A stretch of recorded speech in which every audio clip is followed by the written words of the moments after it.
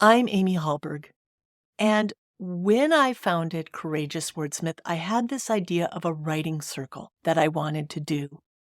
It came into being because my friend Nicole Diaz worked on it with me at the beginning. She's still a dear friend. And while we were doing this, we recorded a series of podcasts that we called Storycraft about the creative process. And we completed 3 episodes. Nicole has moved on since then, and so I've held on to those 3 episodes until now, and I think it's time for you to hear them as a holiday present. Enjoy. We can know for certain that we want to write.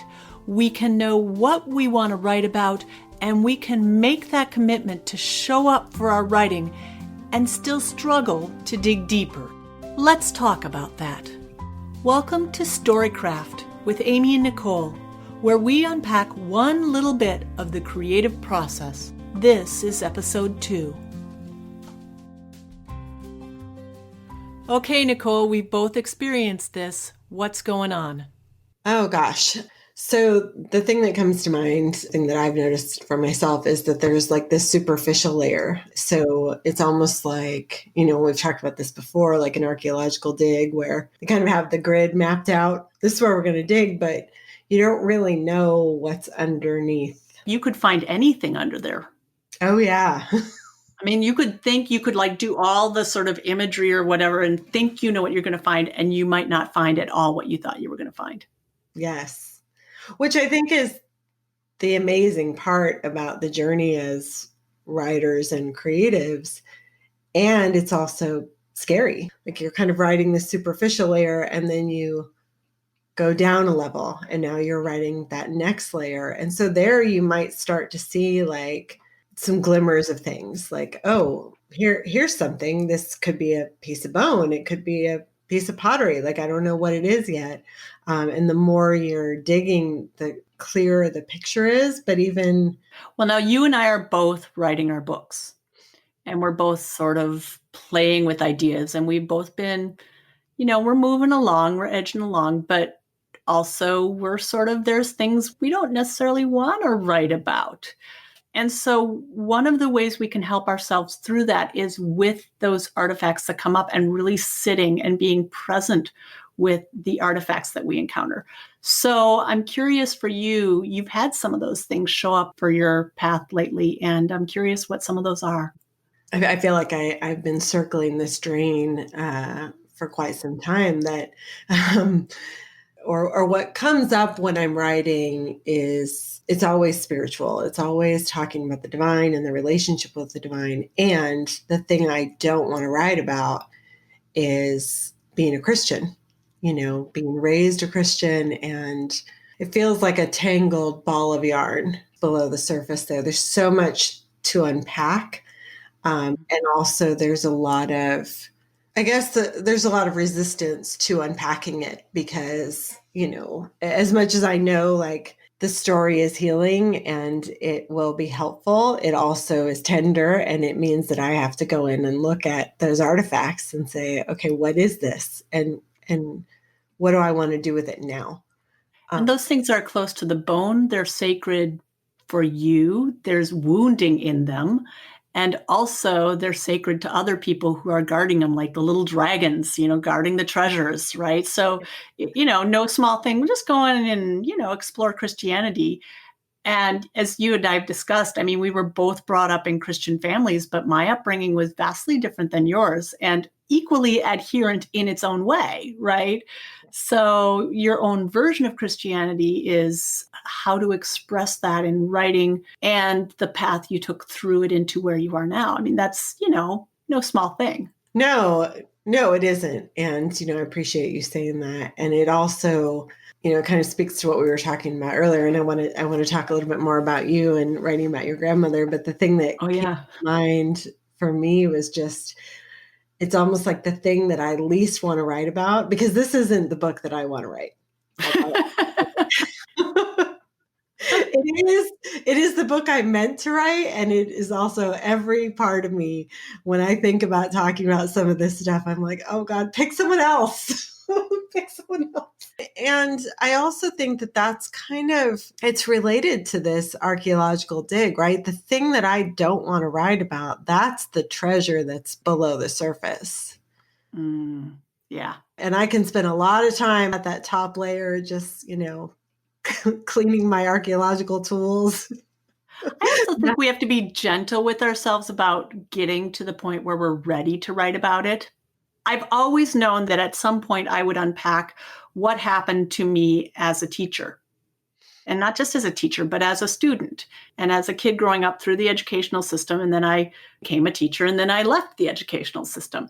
I always knew I was going to have to write about that, or I would write about that because that's my story. But I also knew that I was not okay. And you could actually see when I tell people what happened to me, you could just see people sort of sitting in that cringy, uncomfortable place. And it was fascinating when people started saying to me, well, yeah, but how did you get from here to there? And I was like, oh, okay, now I'm starting to get ready to start putting it on the page.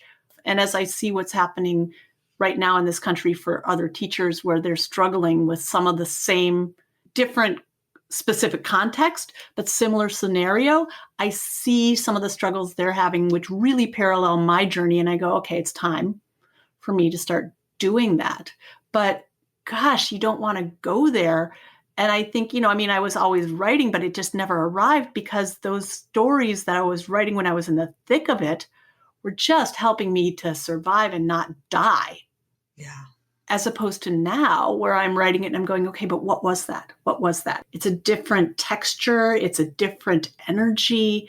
It doesn't hurt me to talk about it. You can tell I'm okay. No, definitely. And I think it's bringing to mind, we were talking earlier a little bit about the different energy around speaking the truth versus writing the truth. So, oh, yeah. Maybe. Yeah, because you say your truth and it's sort of said and then it's done. When you write it, then what? You said it best with, you mentioned there's kind of a permanence there. And that's how I feel as well. Now we have this artifact of the truth that I think when we're in the writing process, we're kind of aware that that's where we're going. And so we can create a lot of resistance to doing that because we're putting an artifact of truth out. That's scary.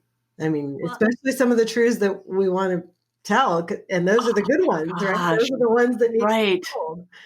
Well, okay, so you and I have some common artifacts, that the grandma who saves the things in the box. I'm writing about this in my book. There was a manuscript that I created in 5th grade that my grandmother saved and presented to me. And I was like, this is mortifying. It's horrible. I don't want it. And she's like, I saved it for you. You must take it. And so I went home and tore it up. It was my act of defiance, this stupid green ditto paper manuscript. You've been confronted with some writing that you did at, was it 3rd grade? 5th grade. Yeah. Oh, it was 5th grade. Okay, same age, right? So you recently unearthed some poetry that you wrote in 5th grade. Oh, yes. But it also, it was really interesting for me to have that experience because it echoed a piece that I wrote just a couple of years ago. There were some elements of it that were the same, and it really made me realize that I've been writing about the same topics for a really long time. There's a through line there that I'm still unearthing. I'm still kind of using my little brush and my little archaeological tools to uncover. But I could see it pretty clearly in kind of reading that piece and seeing, oh yeah, this is the thing I keep coming back to. Well, and it's exploring the nature of God. That's what you're doing in this poem in both, because I've seen both pieces and it's fascinating. I was probably 13 or 14 when I destroyed the manuscript. I might have a little more grace with myself. Also, I now know that, you know what, there's going to be shitty stuff and it doesn't all need to get kept. Some of that stuff, you tell the story, you get through it, and you're like, okay. There's a few stories I've told to some people lately where I'm like, I think it goes in my book. And people are like, no, it doesn't go in your book, Amy. That was for you. I see where you're going with this, but no, it doesn't. And then there's other stories. I'm like, yeah, I don't think it's going in my book, but I just keep telling them over and over. And then I'll turn to somebody and I'll be like, I think this goes in the book. And they're like, yeah, of course it does. And it could be stuff that we've been chewing on for years, or like you said, a lifetime. No, I do know. And I would love to hear you say a little bit more about that. Like, how do you know? I have these moments. Okay, there's head clarity, there's heart clarity, and then there's this sort of cauterization moment where I just see things and they just suddenly become clear. And I can't exactly explain it, but a lot of times it's a simplification. So, like in my head, I have an abstract idea of what it wants to be, and oftentimes I'm making it harder than it has to be. I'm working way too hard. And for me, at least, I'm bringing in too damn many things. I'm always bringing in too damn many things. It's like I'm trying to prop it up. And it's when there's this moment where something comes through and it's like, oh, okay, okay, that. And it actually helps to read it out loud too. And you can actually hear, you can just feel it sort of lock into place, almost like a puzzle piece locking into place. I love that imagery. And I'm curious about propping up because Yeah. it does feel, and you can tell me where I'm wrong, but it does feel like that's kind of a necessary part of the process. So Mm-hmm. it's not, I think there's a tendency, at least there was for me when I was first starting to write, there was a tendency to want to just cut to the chase. Mm-hmm. I just want to write the thing. Mm-hmm. Mm-hmm. First draft, final draft in one sitting, and I'm done. Oh, I still do that. Absolutely. Well, yeah, there's kind of a wanting to do that, but then there's the reality of the process, which is sort of this propping up that needs to happen. We have to kind of unearth all the artifacts. So I see me dancing around the question you're asking, which is I don't want to write about patriarchy or the fact that I come from both immigrants and daughters of the American Revolution. And that anything that's unsavory about American history, my lineage runs right through it. I don't want to write about it, but that's the story. How do you do it? First of all, it cannot be emotional scorekeeping, and yet some of that stuff you got to get it onto the page. You can edit it later. It helps to understand why I did what I did. Easy does it. And also, and this is going to sound a little crazy perhaps, but there are things in my life that happen that are kind of almost magical. And if you're a writer and you're paying attention, you'll actually notice this. Something will happen if you write memoir because you have to write from truth. I mean, that's the rule of memoir. You have to write stuff that actually happened. How you frame it, that's up to you. But there will be moments where there's these moments where you just sort of step into clarity and you look around you, and as you're living it, you actually know this is going to be a scene that I'm going to write, and you can feel it. This is a scene that not only am I going to write, but I'm supposed to write. And so there are things that have happened with artifacts from my grandma, significant to our story, that have come up that have forced my attention. Look over here, look over here, look over here. And you can actually trace them through the landscape, and they get you through. And each spot, you have to get really, really present with that thing. And I think it takes as long as it takes. I'm not Snow White only, right? I'm also the witch. I'm both, Sure. Yeah. you know?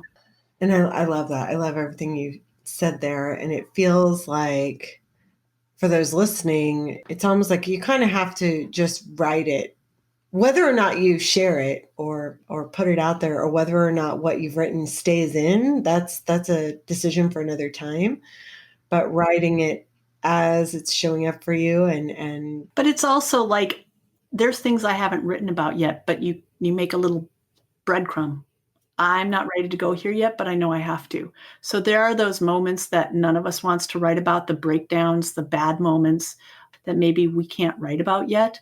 We sort of also edge in carefully and gently and give ourselves, treat ourselves kindly as we do it. And the people around us too, like treat people kindly, even as we're telling truths, because it's a slow process. I think you can write something super fast, but I think you're going to miss all that healing and the nuance that is actually one of the big gifts of the experience, whether you publish or not. Yes. Yeah, I love that. That feels true. Thanks for listening to Storycraft with Amy and Nicole. We are Nicole Diaz and me, Amy Hallberg. Our editor is Will Quee. And we're curious, what spoke to you? What one little creative bit is ready for you to unpack?